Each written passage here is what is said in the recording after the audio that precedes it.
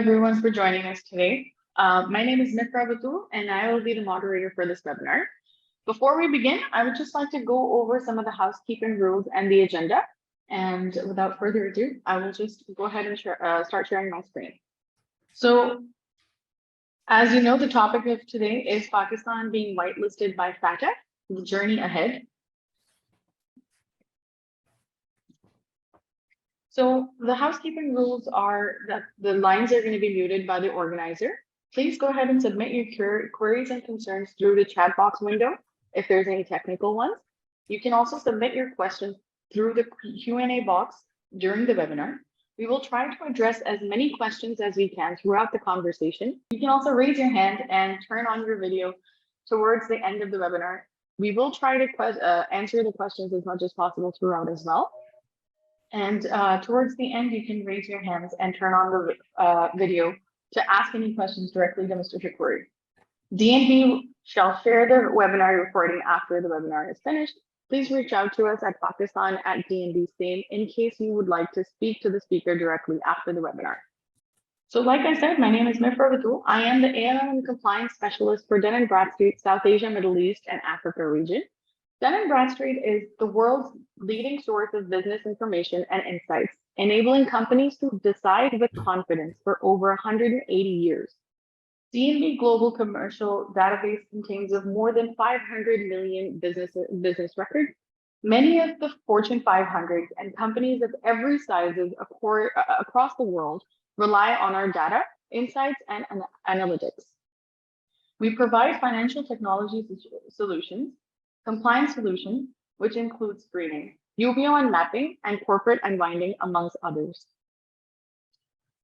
Without further ado, I would like to welcome our guest, Mr. Rauf Shakoori, who has been a supporter in this process for Pakistan. Mr. Shakoori is a corporate lawyer and writer based in the United States and an expert in white-collar crimes and sanctions. Mr. Shakoori is also an advocate, high court, and a subject matter expert for AML, CFT compliance, cybercrime, and risk management. He has been providing AML, CFT advisory and training services to financial institutions, government bodies, including law enforcement agencies located in North America, Middle East, and Pakistan. Mr. Shakoori, thank you so much for joining us today. Thank you so much, Mifrah. Thank you for the opportunity. So first and foremost, sir, I would like to congratulate you and the entire nation and all of the attendees for Pakistan to get out of the gray list. I know I was looking forward to it. Yes, finally we are out of the gray list. It's a big achievement, I think. Yeah, after like 4.5 years. Yeah, it's been a tough ride for sure. Yes. So at first, I would like to begin the first poll question that we've set out. You will see the poll questions on your screen, and please go ahead and answer to the best of your ability. Thank you so much, everyone, for your responses. Obviously, no challenge is ever small when it comes to AML, as each step of the process is obviously very critical when it comes to risk management. We will touch base on how we can do our part as individuals to make the ecosystem better for ourselves and for Pakistan's economy. Let's move towards the discussion then. So we can look at this in further details with Mr. Shakoori. So sir, for the benefit of our audience, with the work experience within Pakistan and now alhamdulillah internationally, what do you think are some of the challenges that you see in Pakistan that are also common worldwide? Thank you so much, Mifrah. First of all, as you said that we are finally out of gray list, and it was like a very tough time for us. Like we are always like main in the headlines, international headlines too, and we spent almost 4.5 years. And initially, if we will look at the initial warning which we got like in 2016 to improve our like AML and CFT regime. So if we like combine both like initial warning and then in 2018 gray listed time, so it's like 6 years we are working to like satisfy the FATF. But finally we are out, but still the challenges are there. We have to address like like there are 29 recommendations we have largely compliant, and there are like 2 which we have partially compliant, and there are 9 we have compliant. So it seems that there are still 31 recommendations we have to work on. But if we look at overall challenges like which Pakistan and other countries are facing, like global world, so we have to look at the global, what you can say, uh, the net worth of illicit proceeds, like it's around 2 to 5% of global GDP. And so far, the international agencies have frozen around 1% of that amount. And it's very little. And if we look at the issue, why the what you can say the legal or law enforcement agencies are not able to counter this issue. The reason behind this is the tax havens, like the legal process of those countries. And like if you look at the UK spider web, the share of tax like frauds and tax evasion is around 50%, and same is the case with the excess of avoidance of tax, like the countries UK, Switzerland, Luxembourg, and others, it's around 55%. And the only British Virgin Island, which is like a small island, and its total residents are around 40,000. And if in that island, almost 1 million companies are registered. So, and the assets part, there are maybe around 1.5 trillions. So these are the issues which we need to address, like, and the FATF is working actively to overcome on these issues. Therefore, they are asking all the countries to implement like the beneficial ownership and transparency regulations. Yeah.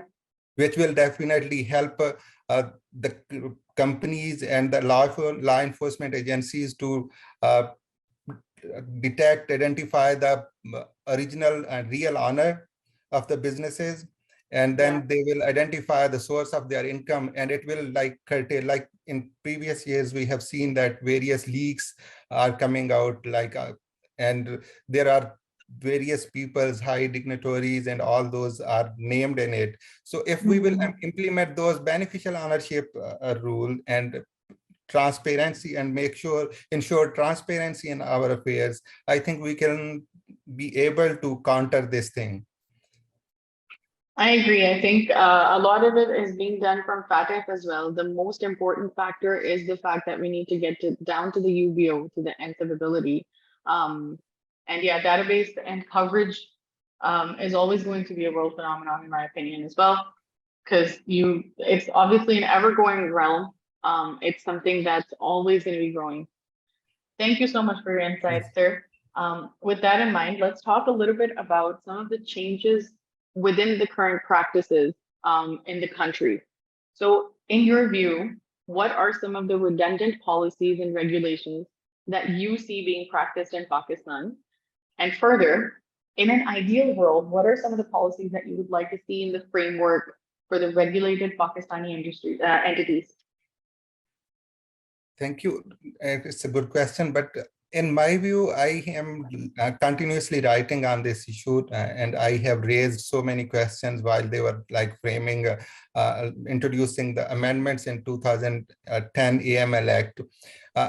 First of all, my main objection is on the AML framework of Pakistan. Pakistan AML framework is based on like different committees, subcommittees, SRBs, and all that. So, and the main committee, which is called National Executive Committee, is basically consists of PEPs, like finance ministers and other ministers. And similarly, the other committee, General Committee, is consists of different DGs of the departments, and then FMU. So when it comes to the National Executive Committees, whether it's Pakistan, the current government, or it was the previous government, most of their members are like facing different corruption charges. And and similarly, the DGs like whether the current or the previous one, they have different issues, reputational issues. Even the last, if you can see the National Accountability Bureau, the Supreme Court has raised different concerns about their performance and all that. So in my view, I would say that we have to redraft our AML framework, monitoring framework, and we have to give total independence to FMU, or we have to create a new body which will regulate all type of financial crimes, whether it's AML, CFT, whether it's tax fraud, whether it's drug trafficking or other things. That body would be independent. It would be suggesting to the parliament about the changes in the laws. It would be suggesting the different law enforcement agencies about their practices. It is sharing the information with all the information, all the law enforcement agencies, whatever the information they receive. In current scenario, our FMU is working under like these two bodies and helping them and receiving STRs and cooperating with foreign agencies. But in my view, we have to make an independent, what you can say, body. And second thing is, if you look at the SRB's role, the SRBs are basically, though we have complied with the FATF recommendations by creating these things, but in Pakistan practice, I don't think so it's workable, because if you are looking at the lawyers, accountants, and other like businesses, they are considered very high risk businesses. And if we look at and if you give them a power to regulate themselves, and then you are giving them powers to receive appeals and all that, it creates conflict of interest in my view. So I would say that in Pakistan, we have to follow the international standards, and we have to create an independent entity which will take care of all these matters and will ensure that there is a transparency and everything is like according to what you can say is meeting the international standards. So don't you think that NAB is somewhat similar to what you're suggesting? Or you don't think that that's it? You don't think that NAB is sufficient for that? I wrote the various articles on it, and I'm not, I don't think so. NAB, when you have so many institutions, you have FIA, you have anti-corruption, you have different other things to deal with corruption and all those cases, things. So why you are basically, you have another institution like National Accountability Bureau, about which the Supreme Court has raised so many questions, and even its formation and its what you can say is not like even its staff is not well trained. So I don't think so it has any relevance in this, except So I think what you're trying, what the takeaway from this would be that we need experts and we need the proper training for AML analysts to be able to, right, fair enough. I agree with that to an extent. I think it will take some time for us to get to the international standards, as you said. And obviously no country is ever going to be perfect when it comes to FATF. I think as entities and as individuals are growing their knowledge in terms of AML and compliance, I think it's getting there for sure. It's a little slow, but you know what, like sooner rather than later. Yes, definitely. We made very good progress by addressing a FATF action plan. And though we took a lot of time, but we, on technical side, we did very good.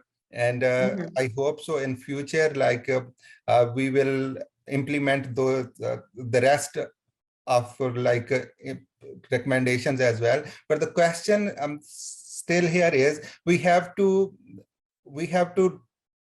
look at our performance, because we are a 5th largest population in the world, and we are 7th nuclear states. So the international community take us very serious. Right. Being a member of APG by 2020, 2000, and since 2000, we are failed to apply for the formal membership of FATF. And if we look at our performance till now, we still lack the basic qualification to apply for the FATF. Since we have applied, address the technical side of FATF, but still we need to address the, what you can say, the effectiveness, so that we could meet the basic standards and we could go for like the FATF membership. Agreed. Okay. I think at this point we have a question in the audience, and I think we're doing well on time. So let's take it up, if that's okay with you, sir. Yes. Okay, perfect. So Faisal Anwar is asking if there are any comments about the amended laws governing NAB. What are some of the good and bad aspects? Like a few days back, I wrote an article on these amendments. I still think that they need to improve. I still think that they made like a lot of good changes.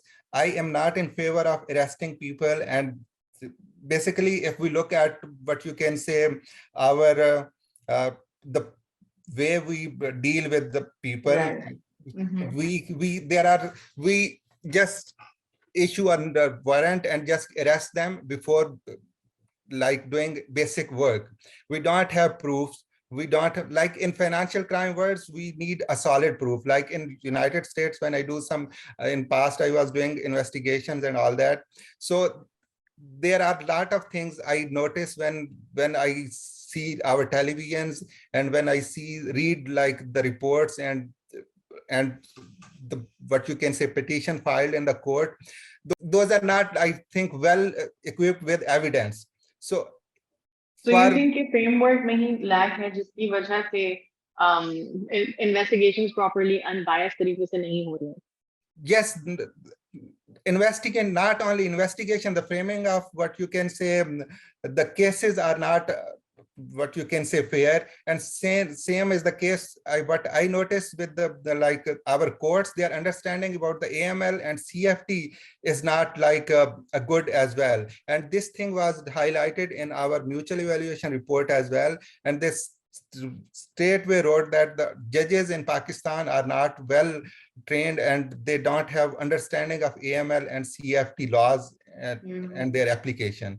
So I think we have to improve our basic the understanding and then framing of cases, and those would be like corroborated with strong evidence, not just on the news, on the story published in any newspaper or something like that. Yeah. I think I agree to an extent. I think though that there is proper framework kind of already in place, I would like to say. But obviously there needs to be work done within the framework for it to be implemented better. Yes. Yeah. Okay. So I will go ahead and use this time to move to our second poll question then. This is a knowledge-based question, just as a trivia. We wanted to add that to lighten the mood. I think Pakistan never been a part of a complete sanctions of UN and US, but there are few sanctions implemented with reference to cooperation with military and all that. In 1985, it was something like Pressler Amendment or something by US, and they banned us for like they imposed some sanctions related to military and something like that. And after our like nuclear test, we were part of this US and sanctions as well. And in those sanctions, those were related to defense side, but the cooperation with reference to social sector as well as education and other things were not banned by the US. So we never been a part of complete sanctions, but yes, there are some sectoral sanctions and we are facing still with reference to defense and some other things. Agreed. So there's no financial sanctions that were completely placed, just like the case of North Korea or Iran, maybe. But Pakistan has been through military sanctions throughout the time. The latest one happened during the Trump administration around 2017. So I thought that this was very interesting as well. Yep. And I would like to thank everyone for answering this question. It does look like most of you do know your AML facts. And it's interesting to see that Pakistan was in fact in a sanction. For me, it was a surprise that it was in a sanction so recently. Um, Coming back to the topic though of Pakistan remaining out of the gray list, I would like to focus on the largest part of the economy, being the DNFBPs and SMEs. I think we can all agree that there's a lack of proper procedures and processes in the DNFBPs and SME sectors within and outside of Pakistan. Of course, this is a very crucial part of the economy that lacks regulation, I think, worldwide. So, Mr. Shakoori, just for the benefit of our audience, what, in your view, are the steps or actions that need to be adopted by the NSBPs and SMEs? What are your recommendations, and what do you think needs to be done for the betterment of this part of the economy? Thank you, Mifrah. But DNFBPs are like very important, and Of course. they have need, like DNFBPs are responsible to do everything what government tell them to do, so that so that what you can say to save our financial centers from illicit proceeds of fund. But the question is, what the regulation government have made, which basically created are well enough well drafted to support DNFBPs so that they could play a very important role in our economy. So in my view, I wrote the like different articles, and I have very serious concerns regarding its monitoring. I always objected the FBR role, while basically they are the regulators of DNFBPs. So I made some notes regarding the suggestion I have here to discuss. So DNFBPs, I would say that the FBR introduces regulations through, let me see the SRO number 924. And I think, and they are responsible to regulate lawyers, accountants, the precious stones, metals, and all that. And apart from those, real estate as well. Yes. Yeah. But, and they are responsible to take information from all these sectors.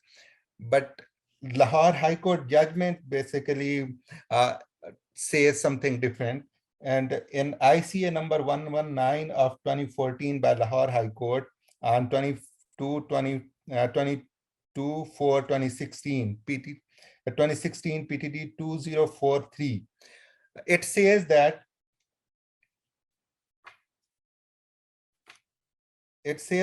the counsel client relationship being fiduciary in nature can't be allowed to be betrayed at any cost, right? So, however, in previous months, we have seen that FBR was issuing notices to different lawyers to ask for information, and they were challenging in the court. So Right. in my view, the FBR needs to issue these regulations without considering the judgment of Lahore High Court. And apart from that, when it comes to the regulation of precious metals and gems and all those things, I still believe that the regulations are not comprehensive. And if we look at the SRO 924 issued by the FBR, I feel that FBR has failed to define precious metals, precious stones, and gems. Right. Though precious metals and precious stones are made part of definition of jewelers under Rule 2K of the said regulations, however, there is no classification available that defines precious metals and precious stones. Similarly, there is no mention of treatment of dealers of gems in the regulations under question. Moreover, the due diligence procedure mentioned in the Rule 8 seems flawed. Under the subject rule, jewelers and dealers in precious metals and stones are required to perform due diligence if volume of cash transaction is equal to or above PKR 2 million. This shows complete ignorance in my view, of the FBR officials towards special industry and international practices. Right. Jewelers and precious stones and precious metals are easily transportable and known as high risk, highly concentrated forms of wealth, which is extremely attractive to money launderers and others, uh, people who are involved in corrupt practices, financer of terrorism as well. Yeah. Therefore, in my view, and keeping in Pakistan's situation, conditions for performing for the due diligence only for cash transaction above PKR 2 million is against best practices followed by the international community.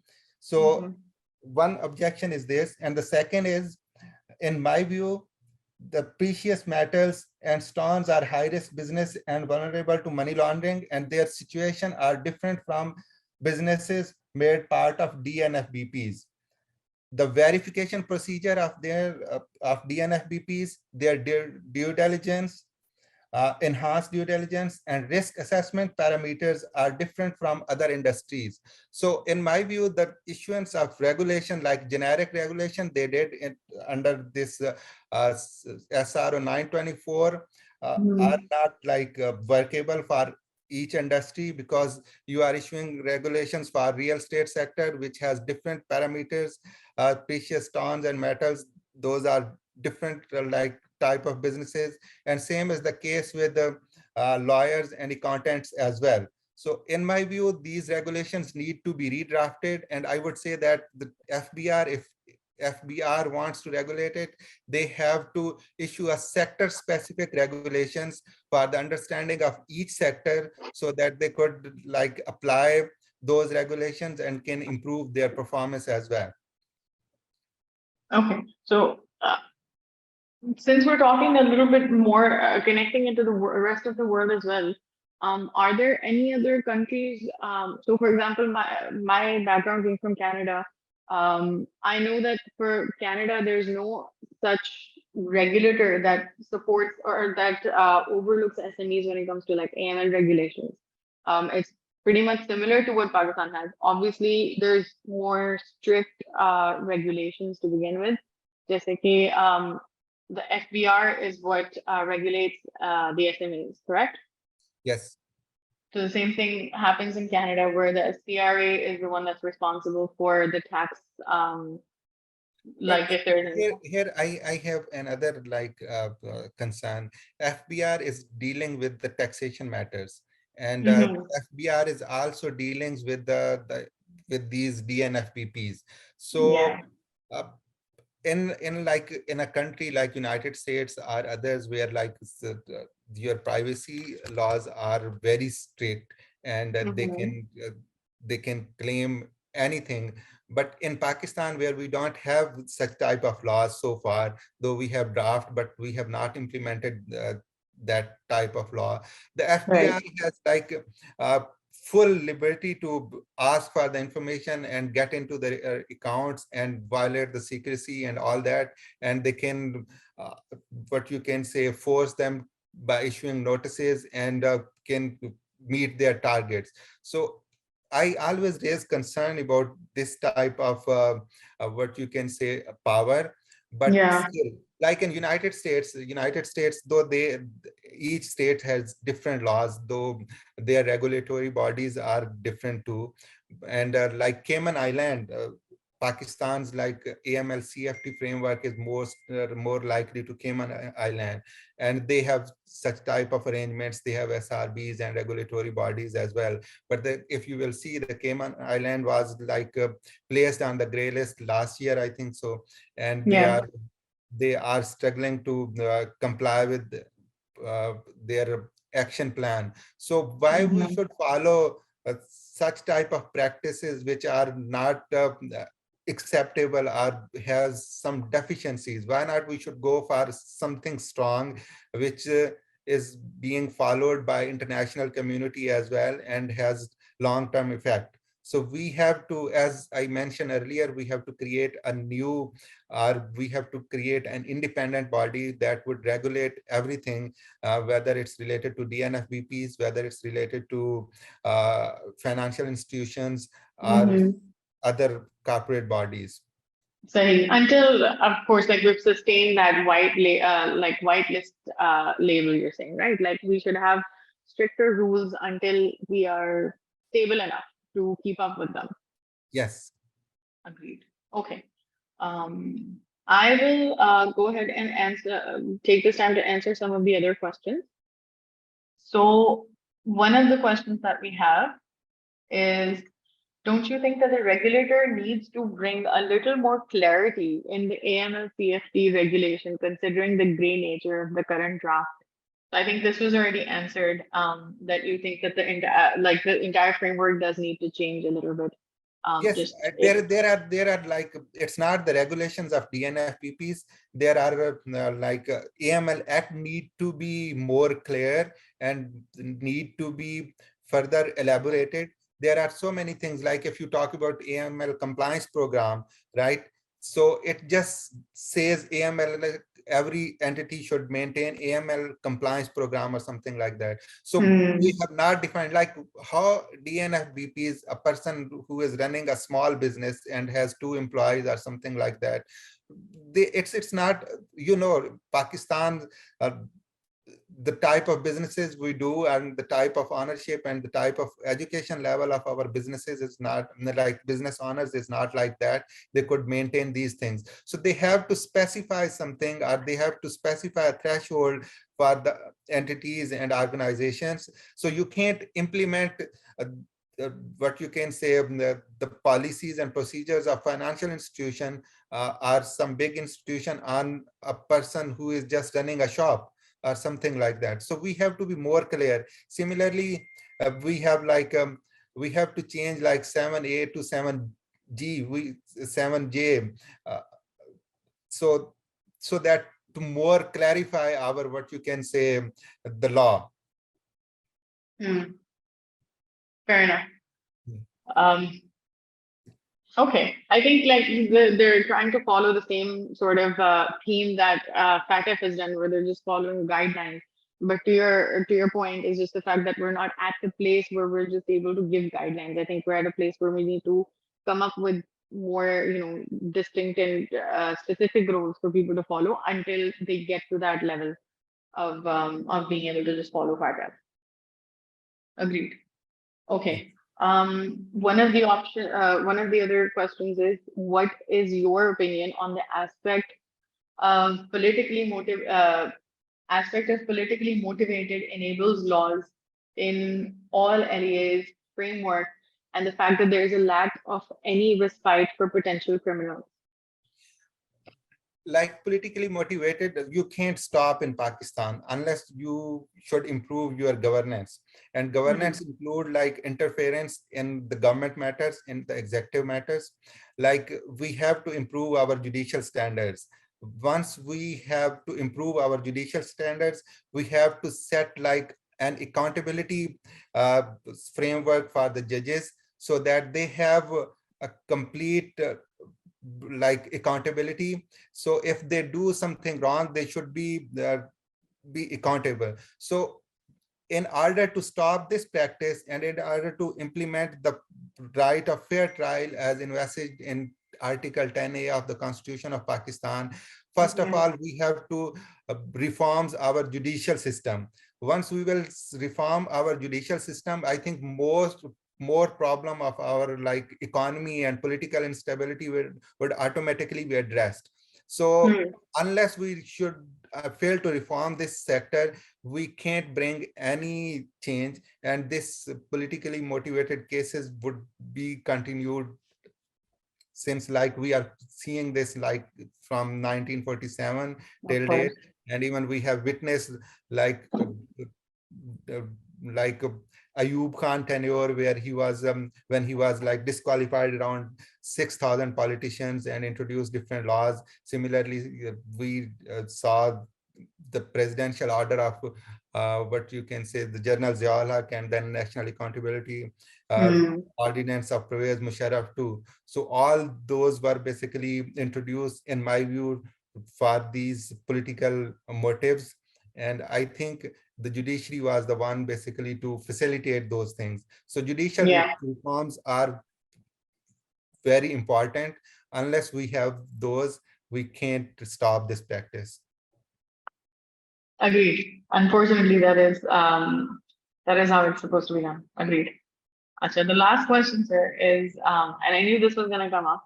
Um, so how do you see FATF concerns over Pakistan as a political problem? In the sense that why are other countries not being watched the way Pakistan is, or if this is just a wrong assumption that people have? I think this is misconception in like the different people's mind. Like they think that FATF was very strict about Pakistan, and FATF is not strict with other countries. And recently, when UAE was grey listed, and everybody started talking that the FATF has concern with Muslim countries, and they just put UAE in the grey list. The question is, FATF has procedures. If you look at their procedures, there are two things to gray list. In Pakistan, one, the member country of FATF should report about the deficiencies or concerns related to AML or CFT. And second thing is, you didn't what you can say, you do not meet the standards, like you are not following the recommendations of FATF. So in Pakistan case, Pakistan was basically warned in 2016 when the FATF told them to address the concerns related to like terrorism and all those. And in that case, the United States and some other countries filed a motion against Pakistan. And then on motion, but they asked Pakistan, they given time to Pakistan to address those concerns. But Pakistan failed to do that. And in 2018, they put our name in the gray list. And same is the case, and then they asked us to address those concerns. But in 2019, we have mutual evaluation report. And in mutual evaluation report, they raised further concern related to AML compliance. And when they raise further concern to AML compliance, and then they have given us a new action plan of 7 items. So whenever they gray list, basically they evaluate you on the basis of mutual evaluation, and they give you a time to address those concerns. And if you fail to do that, they put your name in the gray list. Same happened to the Pakistan.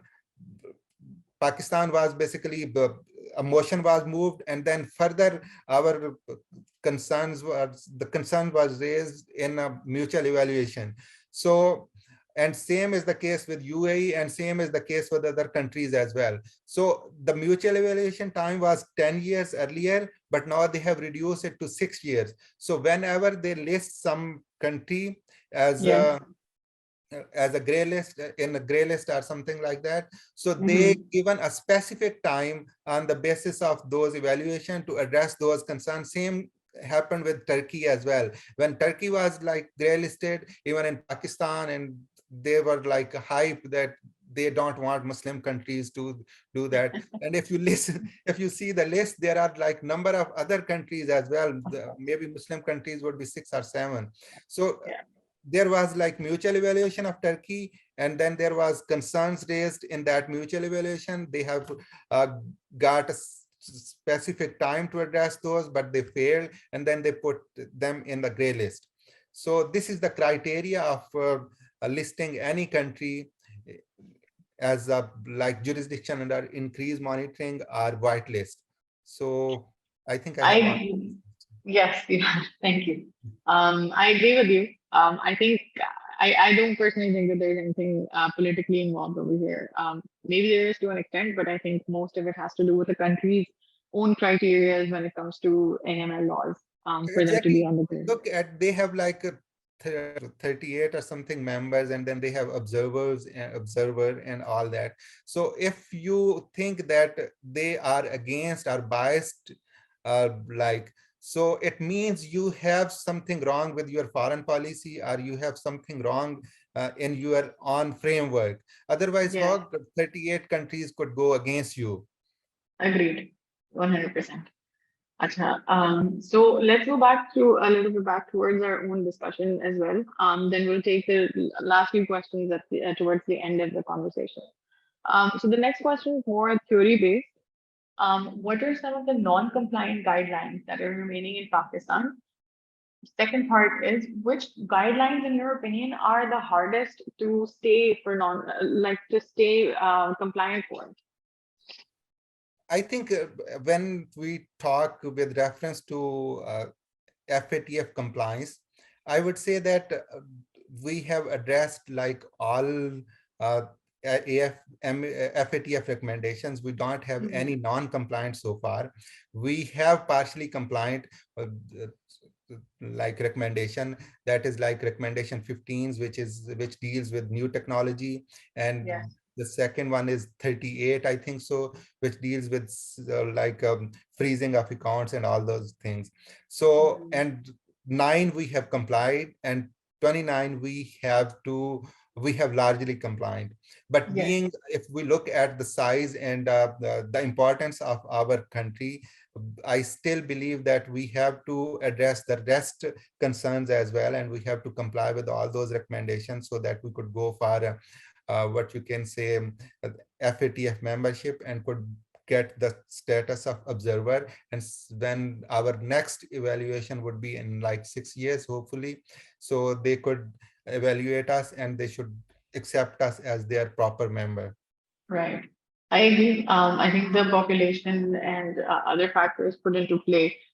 I think Pakistan can stay non-compliant for most of these, for the two that you mentioned, obviously, highly in terms of technology. As the world that I see on this side of the world, it is advancing per day, and it's something that I'm at least hopeful for. So inshallah, we'll get there. Um, on that note, then, let's move to our last but definitely very key question of the day. Then, in your opinion, then, what are the three key recommendations for the nation to go into 2023 as a whitelisted nation?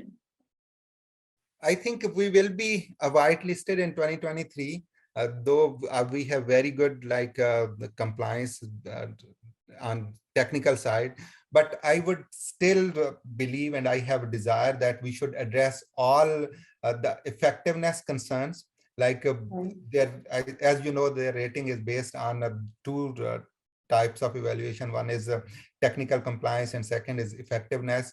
On Right. effectiveness, our performance is very poor, and I want that Pakistan should improve it, and should uh, address all those concerns and meet the basic criteria for applying FATF membership, so that in 2023 we could at least apply for a membership and could get the status of observer.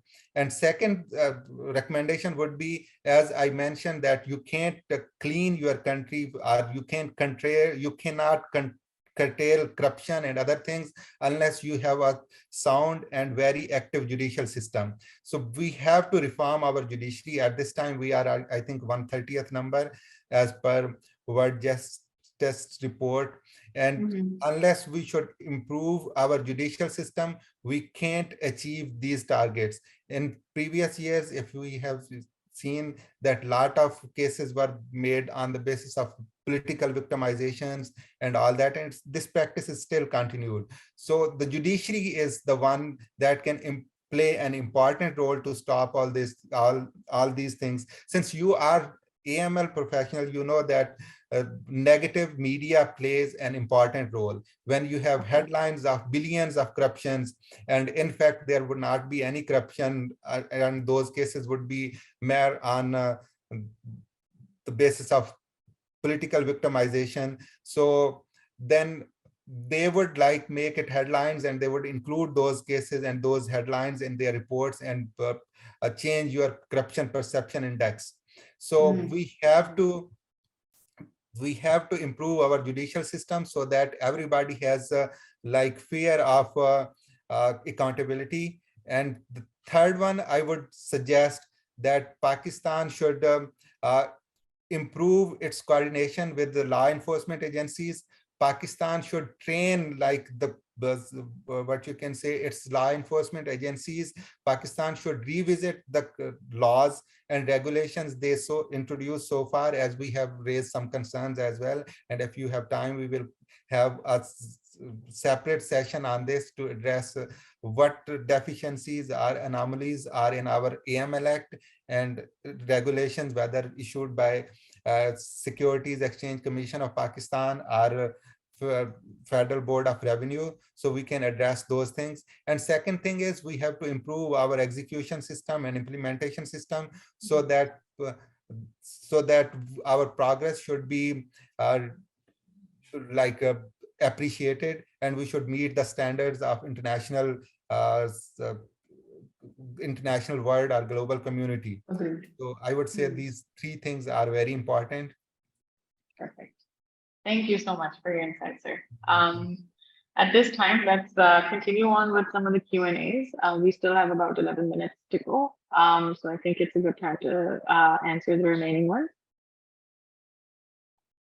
The next question is, which typologies account for most AML activities in Pakistan, and have these changed over time? What is a good counter strategy?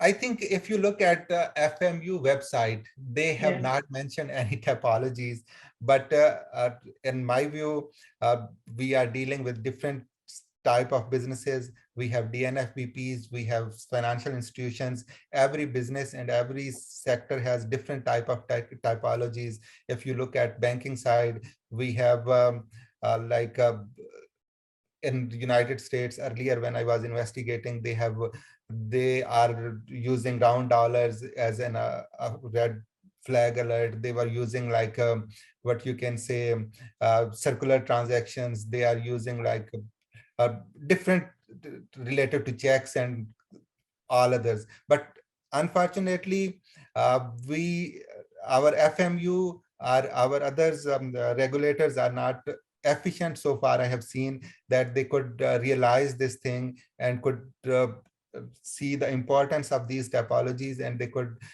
introduce or they could share a different one for each business sector, like DNFBPs, whether it's they are dealing with metals and all that. So for metals, they have to come up with related to cash transactions. Yeah. Similarly, when it comes to real estate, they have to introduce high intensity areas for purchase of land, and they have to nominate whether this part of Pakistan is very high risk if you are going to buy, and if you are going to buy with cash, this part is medium and this part is low risk, Mm. and similarly for others as well. So I think the government agencies need to work and come up with stronger what you can say guidelines and typologies, so that everyone who is dealing with that must be aware of those red flags or typologies. Okay. I think, yes, in my opinion as well, I think DNFBPs being the largest of the population, I think that's where the highest risk ends. And with regards to the classification of different areas of where the actual risk comes into play, that's actually a very insightful opinion. And I think that's something that we should definitely work on as a nation. Thank you everyone for all your questions. We will have some time later, a little bit later as well, to continue with this. What we'll do is actually we'll do a last poll because I don't have any other questions in the Q&A box. After the poll, we'll give some time for you to raise hands in case you wanted to ask a question directly to Mr. Shakoori. I think, yes. One thing more, I think we have to, I think whether it's the government, I think we have to arrange another session where we should do a gap analysis between AML recommendations as well as the Pakistan Income AML Act 2010 and the recently amended AML Act 2020. So what changes they have made. And secondly, we will try to compare, I think in that session, the different laws of different countries. Like United States recently issued a Corporate Transparency Act, and in that they have addressed beneficial ownership thing, and they told like they are going to implement in 2024. So similarly, we will address like our regional countries like UAE and others. UAE is working on improving their AML framework, and Saudi Arabia is a part of, they are waiting to be accepted as a full-fledged member of FATF. So we have to like compare our legal framework with these countries as well. So I think, yes, we need to do a gap analysis. I agree. Thank you so much for answering the question. The question for the audience, just so you know, Mr. Shakoori was actually answering one of the questions from the audience, whether or not there's a need for us to do a gap analysis between the AML Act and the FATF recommendation. And I think the last question for the day is, do the member countries get observed that closely? Do we have any example of a country whose membership might have gotten cancelled because of non-compliance? I think non-compliance, they normally put in a blacklist, and recently they blacklisted like Myanmar. And earlier they issued warning to Pakistan like in 2007, when Pakistan opted membership in 2000, and they were supposed to introduce and implement AML CFT laws, but Pakistan failed to implement those till 2007. And in 2007, when APG meeting visited Pakistan, and they saw no progress in that, so they warned Pakistan, if we will not introduce AML related regulation by end of 2007, they will suspend our membership. So, Yes. and then we introduced AML Ordinance 2007 in September. So, So I hope that was that answered the question for you, sir. Abdul Muhaimi. Perfect. Thank you very much for taking out the time from your busy schedule to prepare and present this webinar, Mr. Shakoori. thank you so I'm much. honestly very grateful for Actually, I this. was traveling a lot, so hopefully I have answered the questions as per your expectations, but I tried my best. Yes. But I still feel that I made some notes regarding the concerns of rules they have like issued by FBR and Yes. SCCP. We totally ignored SCCP side in this session. And then I have ignored the concerns I have highlighted for AML Act. So maybe next time when we have something like that, I will address like those as well. Especially we have ignored the real estate sectors. I have like so many things highlighted in regulations and law as well. So real estate sector is very important. So I have not discussed as I want like to discuss it in detail, but let's see, hopefully in future. Of course, actually, that's a great idea. We can do a follow-up just to focus on real estate and to focus on FBR and FMUs for the Pakistani audience. That's definitely something that we can look at. Yes. Perfect. Thank you so much, our audience who took the time to be here today and for being so interactive. Thanks for the opportunity to talk to you guys. That's great. I would also like to thank the DNB STEAM marketing team, as well as Mr. Noman Lakhani, the Dun & Bradstreet's country manager, and everyone else that has helped me and Mr. Shakoori to put this webinar together. If you do have any questions that we were not able to cover during the webinar, we would love to connect with you offline. As you can see the email on your screen, I will be sharing the webinar recording with you. And I hope you found the webinar very insightful and informative. Thank you so much, everyone, for attending. Take care. Thank you so much.